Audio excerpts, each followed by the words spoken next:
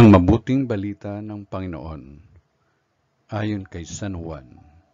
Papuri sa iyo, Panginoon.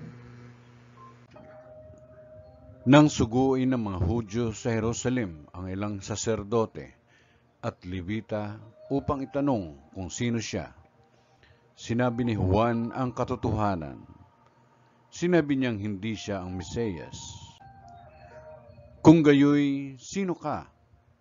Tanong nila. Ikaw ba si Elias? Hindi po, tugon nila. Ikaw ba ang propetang hinihintay namin? Sumagot siya. Hindi po. Sino ka kung gayon? Tanong nila uli. Sabihin mo sa amin para masabi namin sa mga nagsugo sa amin. Ano ang masasabi mo tungkol sa iyong sarili? Sumagot si Juan. Ako ang tinig ng isang sumisigaw sa ilang. Tuwirin ninyo ang daraanan ng Panginoon.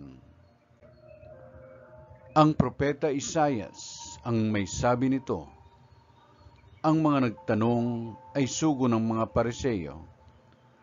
Muli nilang tinanong si Juan, bakit ka nagbibinyag?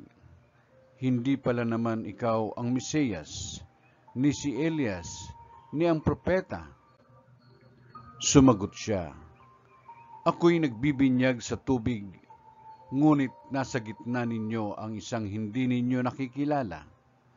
Siya ang susunod sa akin, subalit hindi ako karapat-dapat magkalag man lamang ng tali ng kanyang panyapak.